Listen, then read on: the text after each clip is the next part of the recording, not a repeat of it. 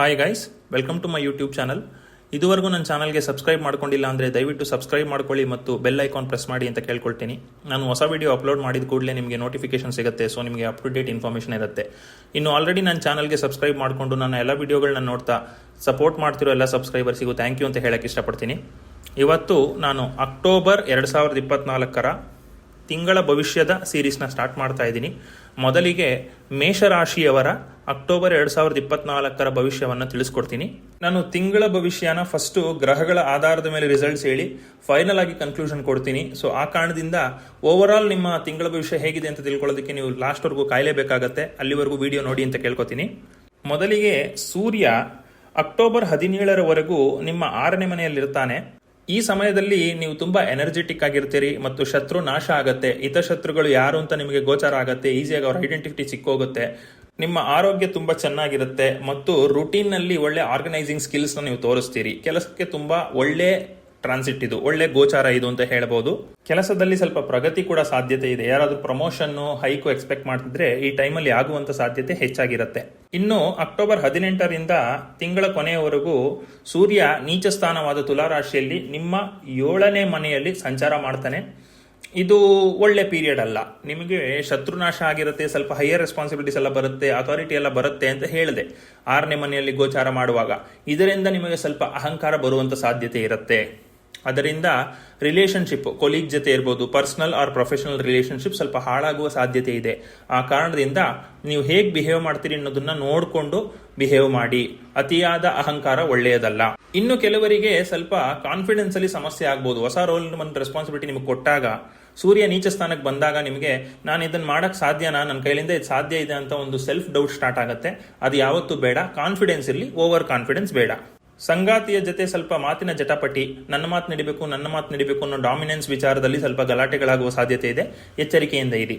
ಇನ್ನು ನೆಕ್ಸ್ಟ್ ಕುಜ ಅಕ್ಟೋಬರ್ 20 ನಿಮ್ಮ 3ನೇ ಮನೆಯಲ್ಲಿ ಸಂಚಾರ ಮಾಡ್ತಾನೆ. ಇದು ತುಂಬಾ ಒಳ್ಳೆ ಒಂದು ಗೋಚಾರ ಆಗಿರುತ್ತೆ. ಟ್ರಾನ್ಸಿಟ್ ತುಂಬಾ ಚೆನ್ನಾಗಿರುತ್ತೆ. ಯಾಕಂದ್ರೆ ಪಾಪ ಗ್ರಹಗಳಿಗೆ 3, 6, 9 ತುಂಬಾ ಒಳ್ಳೆ ಟ್ರಾನ್ಸಿಟ್ ಅಂತ ಹೇಳ್ಬೋದು. 3ನೇ ಮನೆ ಬಂದು ಹೌಸ್ ಆಫ್ ಕಮ್ಯುನಿಕೇಶನ್. ಸೊ ನೀವೇನಾದ್ರೂ ರಿಯಲ್ ಎಸ್ಟೇಟ್ ವ್ಯವಹಾರದಲ್ಲಿದ್ರೆ, ಭೂಮಿ ಸಂಬಂಧಿತ ವ್ಯವಹಾರದಲ್ಲಿದ್ರೆ ತುಂಬಾ ಒಳ್ಳೆ ಪ್ರಾಫಿಟ್ ನ ಎಕ್ಸ್ಪೆಕ್ಟ್ ಮಾಡಬಹುದು ಅಕ್ಟೋಬರ್ 20 ಯಾವ್ದಾದ್ರು ಕೋರ್ಟ್ ಕೇಸು ಲಿಟಿಗೇಷನ್ಗಳೇನಾದ್ರೂ ಇದ್ರೆ ಅಕ್ಟೋಬರ್ 20 ಒಳಗೆ ಸ್ವಲ್ಪ ಜಡ್ಜ್ಮೆಂಟ್ ಆಗೋದು ಏನಾದ್ರೂ ಇದ್ರೆ ತುಂಬಾ ಒಳ್ಳೆ ರಿಸಲ್ಟ್ ಬರುವಂತ ಸಾಧ್ಯತೆ ಇರುತ್ತೆ. ಒಡ ಹುಟ್ಟಿದವರೊಂದಿಗೆ ಒಳ್ಳೆ ಬಾಂಧವ್ಯ ಅಂತಾನು ಹೇಳ್ಬೋದು. ಮತ್ತು ನಿಮ್ಮ ಮಾತಿನಲ್ಲಿ ತುಂಬಾ ಕಾನ್ಫಿಡೆನ್ಸ್ ಇರುತ್ತೆ. ಯಾಕಂದ್ರೆ 3ನೇ ಮನೆ ವಿಕ್ರಮ ಸ್ಥಾನವೂ ಹೌದು. ಆ ಕಾರಣದಿಂದ ಕಾನ್ಫಿಡೆನ್ಸ್ ಹೊರಹೊಮ್ತಾ ಇರುತ್ತೆ ನಿಮ್ಮ ಮಾತಿನಲ್ಲಿ. ಎಚ್ಚರವಾಗಿರಿ, ಅದು ಓವರ್ ಕಾನ್ಫಿಡೆನ್ಸ್ ಆಗಬಾರದು. ಇನ್ನು ಅಕ್ಟೋಬರ್ 20 ತಿಂಗಳ ಕೊನೆಯವರೆಗೂ ನಿಮ್ಮ 4ನೇ ಮನೆಯಲ್ಲಿ ಕುಜ ಸಂಚಾರ ಮಾಡ್ತಾನೆ. ಸ್ವಲ್ಪ ಫ್ಯಾಮಿಲಿಯಲ್ಲಿ ಸಮಸ್ಯೆಗಳಾಗುವ ಸಾಧ್ಯತೆ ಇದೆ. ಅಂದ್ರೆ ಮಾತಿನ ಜಟಾಪಟಿ, ನಿಮ್ಮ ಮಾತುಗಳಿಂದ ಸ್ವಲ್ಪ ನಿಮ್ಮ ಫ್ಯಾಮಿಲಿ ಮೆಂಬರ್ಸ್ಗೆ ಹರ್ಟ್ ಆಗುವ ಸಾಧ್ಯತೆ ಇದೆ. ಏನಾದ್ರೂ ಜಮೀನಿನ ವ್ಯವಹಾರಗಳು ಇತ್ಯರ್ಥ ಆಗುವ ಸಮಯದಲ್ಲಿದ್ದರೆ ನಿಮ್ಮ ಮಾತಿನಿಂದ ಹೊರಗೆ ಹರ್ಟ್ ಆಗಿ ವ್ಯವಹಾರಗಳು ಕಿತ್ತು ಹೋಗುವ ಸಾಧ್ಯತೆ ಇದೆ. ಸ್ವಲ್ಪ ಹುಷಾರಾಗಿರ್ಬೇಕು, ಎಚ್ಚರಿಕೆಯಿಂದ ವರ್ತಿಸಬೇಕು ನೀವು. ಮತ್ತು 4ನೇ ಮನೆ ವಾಹನಗಳನ್ನು ತೋರಿಸುತ್ತೆ. ಸೊ ನೀವು ಗಾಡಿ ಓಡಿಸುವಾಗ ತುಂಬಾ ಎಚ್ಚರಿಕೆಯಿಂದ ಇರಬೇಕು. ಕಬ್ಬಿಣದ ಸುತ್ತಮುತ್ತ, ಗಾಡಿಗಳ ಸುತ್ತಮುತ್ತ ತುಂಬಾ ಎಚ್ಚರಿಕೆಯಿಂದ ಇರಬೇಕು. ಇಲ್ಲದ್ರೆ ಸಮಸ್ಯೆಗಳಾಗುವ ಸಾಧ್ಯತೆ ಇದೆ. ಇನ್ನು ಬುಧನ ಗೋಚಾರ ತಗೊಳ್ಳೋದಾದ್ರೆ ಮೊದಲು 10ನೇ ತಾರೀಕಿನವರೆಗೂ, ಅಕ್ಟೋಬರ್ 10ನೇ ತಾರೀಕಿನವರೆಗೂ ಬುಧ ನಿಮ್ಮ 6ನೇ ಮನೆಯಲ್ಲಿ ಗೋಚಾರ ಮಾಡ್ತಾನೆ. ಇದು ಒಳ್ಳೆ ಟ್ರಾನ್ಸಿಟ್ಟೇನೆ, ಒಳ್ಳೆ ಗೋಚಾರ ಇರುತ್ತೆ. 6ನೇ ಮನೆ ಆಗ್ಲೇ ನಿಮಗೆ ಸೂರ್ಯ ಕೂಡ 6ನೇ ಮನೆಯಲ್ಲಿ ಇದ್ದಾನೆ. ಸೂರ್ಯ ಮತ್ತೆ ಬುಧ ಒಟ್ಟಿಗೆ ಇರೋದ್ರಿಂದ ಬುಧಾದಿತ್ಯ ಯೋಗ ಇರುತ್ತೆ. ನಿಮ್ಮ ಮಾತಿನಲ್ಲಿ ಒಳ್ಳೆ ಕಾನ್ಫಿಡೆನ್ಸ್ ಇರ್ತದೆ ಮತ್ತು ನೀವು ತುಂಬಾ ಅನಾಲಿಟಿಕಲ್ ಸ್ಕಿಲ್ಫುಲ್ ಆಗಿ ಮಾತಾಡ್ತೀರಿ. ನಿಮ್ಮ ಕಮ್ಯುನಿಕೇಶನ್ ಆಪೋಸಿಟ್ ಪರ್ಸನ್ಗೆ ತುಂಬಾ ಚೆನ್ನಾಗಿ ಇಷ್ಟ ಆಗುತ್ತೆ. ಇದರಿಂದ ನಿಮಗೆ ಹೊಸ ರೆಸ್ಪಾನ್ಸಿಬಿಲಿಟಿ ಸಿಗಬಹುದು ಅಥವಾ ಗ್ರೋತ್ ಆಗುವ ಸಾಧ್ಯತೆ ಇದೆ. ಆದರೆ ಅಕ್ಟೋಬರ್ 10ನೇ ತಾರೀಕಿನಿಂದ ತಿಂಗಳ ಕೊನೆಯವರೆಗೂ ಬುಧ ನಿಮ್ಮ 7ನೇ ಮನೆಯಲ್ಲಿ ಗೋಚಾರ ಮಾಡ್ತಾನೆ. ಮಾತಿನಲ್ಲಿ ಎಚ್ಚರಿಕೆ ಇರಬೇಕು 10ನೇ ತಾರೀಕಿನ ನಂತರ. ಯಾಕೆ ಅಂತಂದ್ರೆ ಒಂದ್ಸಾರಿ ನಾವು ಮಾತಾಡೋದು ಮಿಸ್ಅಂಡರ್ಸ್ಟ್ಯಾಂಡ್ ಆಗೋದು ಜಾಸ್ತಿ. ಬುಧ ಮಾತನ್ನೇ ಕಂಟ್ರೋಲ್ ಮಾಡೋದು. ಆ ಕಾರಣದಿಂದ ನೀವು ಏನೋ ಹೇಳಿರ್ತೀರಿ ಅದು ಮಿಸ್ಅಂಡರ್ಸ್ಟ್ಯಾಂಡ್ ಆಗುವ ಸಾಧ್ಯತೆ ಇರುತ್ತೆ. ವ್ಯತಿರಿಕ್ತವಾದ ಪರಿಣಾಮಗಳನ್ನು ಎದುರಿಸುವ ಸಾಧ್ಯತೆ ಇರುತ್ತೆ. ತುಂಬಾ ಕೇರ್ಫುಲ್ ಆಗಿರಬೇಕು. ಇನ್ನು ಶುಕ್ರನ ಗೋಚಾರ ಕನ್ಸಿಡರ್ ಮಾಡೋದಾದ್ರೆ ಅಕ್ಟೋಬರ್ 13ನೇ ತಾರೀಕುವರೆಗೂ ನಿಮಗೆ ಶುಕ್ರ 7ನೇ ಮನೆಯಲ್ಲಿ ಗೋಚಾರ ಮಾಡ್ತಾನೆ. 7ನೇ ಮನೆ ಗೋಚಾರ ಶುಕ್ರನಿಗೆ ಒಳ್ಳೆ ಸ್ಥಾನ ಅಲ್ಲ. ಆ ಕಾರಣದಿಂದ ರಿಲೇಶನ್ಶಿಪ್ ವಿಚಾರದಲ್ಲಿ ಪರ್ಸನಲ್ ಆರ್ ಪ್ರೊಫೆಷನಲ್ ಕೇರ್ಫುಲ್ ಆಗಿರಬೇಕು, ಹುಷಾರಾಗಿ ವರ್ತಿಸಬೇಕು. ಏನ್ ಮಾತಾಡ್ತೀರಿ ಎಚ್ಚರಿಕೆ ಇರಬೇಕು. ಏನ್ ಮೆಸೇಜ್ ಕೊಡ್ತಾ ಇದ್ದೀರಿ ಸಮಾಜಕ್ಕೆ, ಸೊಸೈಟಿಗೆ, ಅದು ತುಂಬಾ ಕೇರ್ಫುಲ್ ಆಗಿರಬೇಕು ನೀವು. ಪ್ರೀತಿ ಪ್ರೇಮ ವಿಚಾರ ಮತ್ತು ಪಾರ್ಟ್ನರ್ಶಿಪ್ನಲ್ಲೂ ತುಂಬ ಎಚ್ಚರಿಕೆ ಅಗತ್ಯವಾಗಿರುತ್ತೆ. ಇಲ್ಲದಿದ್ದರೆ ಸ್ವಲ್ಪ ಲಾಸಸ್ ಆಗುವ ಸಾಧ್ಯತೆ ಇರುತ್ತೆ ಅಥವಾ ಸಂಬಂಧಗಳು ಹಾಳಾಗುವ ಸಾಧ್ಯತೆ ಇರುತ್ತೆ. ಕೇರ್ಫುಲ್ ಆಗಿರಿ. ಇನ್ನು ಅಕ್ಟೋಬರ್ 13ರಿಂದ 30ನೇ ತಾರೀಕಿನವರೆಗೂ ನಿಮ್ಮ 8ನೇ ಮನೆಯಲ್ಲಿ ಶುಕ್ರ ಗೋಚರ ಮಾಡ್ತಾನೆ. ಇದು ಒಳ್ಳೆ ಟ್ರಾನ್ಸಿಟ್ ಅಂತ ಹೇಳ್ಬೋದು. ಇದು ಒಳ್ಳೆ ರಿಸಲ್ಟ್ಸ್ನ ಕೊಡುತ್ತೆ. ನಿಮ್ಮ ಹಿಂದಿನ ಪರಿಶ್ರಮಕ್ಕೆ ಈಗ ನಿಮಗೆ ಪ್ರತಿಫಲ ಸಿಗುತ್ತೆ. ನೀವು ಯಾವ ಜಾಗದಿಂದ ಹಣ ಅಥವಾ ಒಂದು ಲಾಭನ ಎಕ್ಸ್ಪೆಕ್ಟ್ ಮಾಡದೆ ಬಿಟ್ಟುಬಿಟ್ಟಿರ್ತೀರೋ ಅಚಾನಕ್ ಆಗಿ ಅದೃಷ್ಟವಶಾತ್ ಅದರಿಂದ ದುಡ್ಡು ಬರುವ ಸಾಧ್ಯತೆ ಇರುತ್ತೆ. ಕೊಟ್ಟ ಸಾಲ ನೀವು ಯಾವುದು ಬರೋದೇ ಇಲ್ಲ ಅಂತ ಮರ್ತೋಗಿರ್ತೀರಲ್ಲ, ಅವರೇ ಬಂದ್ಬಿಟ್ಟು ಕಾಸು ಕೊಡುವಂತ ಸಾಧ್ಯತೆಗಳಿರುತ್ತೆ.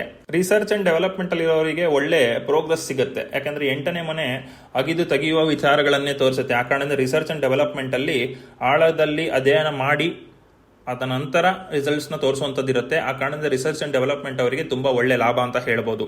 ಇನ್ನು ಚಂದ್ರನ ಗೋಚಾರ ನಿಮ್ಮ ಮೆಂಟಾಲಿಟಿ ಮೇಲೆ ಎಫೆಕ್ಟ್ ಇರ್ತದೆ. ಆ ಕಾರಣದಿಂದ ಎಚ್ಚರಿಕೆ ಇರುವಂತ ಡೇಟ್ಸ್ನ ಮಾತ್ರ ಹೇಳ್ತೀನಿ. ಆ ಟೈಮಲ್ಲಿ ಇಂಪಾರ್ಟೆಂಟ್ ಡಿಸಿಷನ್ಸ್ ಏನ ಇದ್ರೆ ತಗೊಳ್ಳದೇ ಇರೋದೇ ಉತ್ತಮ, ಅಥವಾ ತಗೊಳ್ಳೇಬೇಕಾದ ಪರಿಸ್ಥಿತಿ ಇದ್ರೆ ತುಂಬಾ ಯೋಚನೆ ಮಾಡಿ ಎಲ್ಲಾ ವಿಚಾರಗಳನ್ನು ಪ್ರಸ್ತಾಪ ಮಾಡಿ ನಂತರ ತಗೊಳ್ಳುವುದು ಉತ್ತಮ.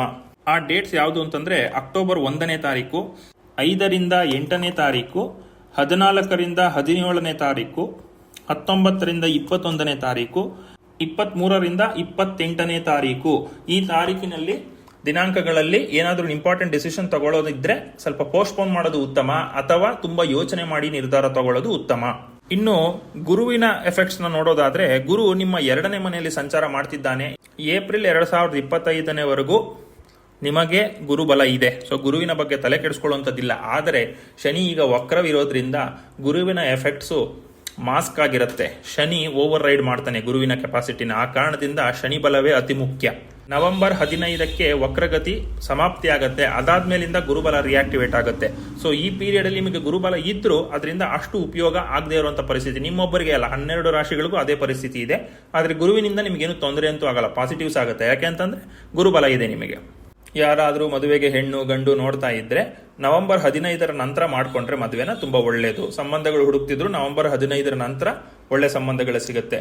ಅಲ್ಲಿವರೆಗೂ ಹುಡುಕೋ ಸಂಬಂಧ ಸ್ವಲ್ಪ ಅವರು ಹೇಳೋದು ಸುಳ್ಳಾಗಿರುವಂತ ಸಾಧ್ಯತೆ ಇರುತ್ತೆ, ಫೇಕ್ ಪ್ರೊಫೈಲ್ಸ್ ಬರುವಂತ ಸಾಧ್ಯತೆ ಇರುತ್ತೆ. ಎಚ್ಚರಿಕೆಯಿಂದ ಇರಿ. ಇನ್ನು ಶನಿಯ ಗೋಚಾರ ಲೆಕ್ಕ ತಗೊಳ್ಳೋದಾದ್ರೆ, ಶನಿ ನಿಮ್ಮ 11ನೇ ಮನೆಯಲ್ಲಿ ಗೋಚಾರ ಮಾಡ್ತಾ ಇದ್ದಾನೆ. ನಿಮಗೆ ಶನಿ ಬಲವೂ ಇದೆ, ಆದರೆ ವಕ್ರ ಪರಿಸ್ಥಿತಿಯಲ್ಲಿ ಏನು ಒಳ್ಳೆ ರಿಸಲ್ಟ್ಸ್ ನ ಕೊಡ್ಲಿಕ್ಕೆ ಸಾಧ್ಯ ಇಲ್ಲ. ಶನಿ ನಿಮಗೆ ಈಗ ಗ್ಲಿಂಪ್ಸಸ್ ಸಿಗ್ತಾ ಇರುತ್ತೆ, ಅದರ ಸೂಚನೆಗಳು ಸಿಗ್ತಾ ಇರುತ್ತೆ ಏನು ಒಳ್ಳೇದಾಗ್ಬೋದು ಅಂತ. ಅದು ನಿಮಗೆ ನವೆಂಬರ್ 15ರ ನಂತರ ಸಾಧ್ಯತೆ ಇದೆ. ಆದ್ರೆ ಶನಿಯಿಂದ ನೀವು ಜಾಸ್ತಿ ಎಕ್ಸ್ಪೆಕ್ಟ್ ಮಾಡಕ್ ಹೋಗ್ಬೇಡಿ. ಯಾಕಂದ್ರೆ ನಿಮ್ಮ ರಾಶಿಯ ಅಧಿಪತಿ ಕುಜನಿಗೂ ಶನಿಗೂ ಪರಮ ವೈರತ್ವ ಇದೆ. ಆ ಕಾರಣದಿಂದ ಅಷ್ಟೊಂದು ಒಳ್ಳೆ ಎಕ್ಸ್ಪೆಕ್ಟೇಷನ್ ಇಲ್ಲ. ನೀವು ತುಂಬಾ ಹಾರ್ಡ್ ವರ್ಕ್ ಮಾಡಿದ್ರೆ ರಿಸಲ್ಟ್ ಅಂತೂ ಕೊಟ್ಟೆ ಕೊಡ್ತಾನೆ ಶನಿ. ಇನ್ನು ರಾಹು ಕೇತುಗಳ ಗ್ರಹಚಾರ ಲೆಕ್ಕ ತಗೊಳ್ಳೋದಾದ್ರೆ, ರಾಹು ನಿಮಗೆ ಒಳ್ಳೆ ಸ್ಥಾನದಲ್ಲಿ ಗೋಚಾರ ಮಾಡ್ತಿಲ್ಲ. ಸಡನ್ ಆಗಿ ಅಪ್ಸ್ ಅಂಡ್ ಡೌನ್ಸ್ ಆಗುತ್ತೆ ಲೈಫಲ್ಲಿ, ಕೇರ್ಫುಲ್ ಆಗಿರ್ಬೇಕು. ಇನ್ನು ಕೇತು ಲೆಕ್ಕ ತಗೊಳಕ್ ಹೋದ್ರೆ 6ನೇ ಮನೆಯಲ್ಲಿ ಸಂಚಾರ ಮಾಡ್ತಿದ್ದಾನೆ. 6ನೇ ಮನೆ ಗೋಚಾರ ಒಳ್ಳೆಯದು.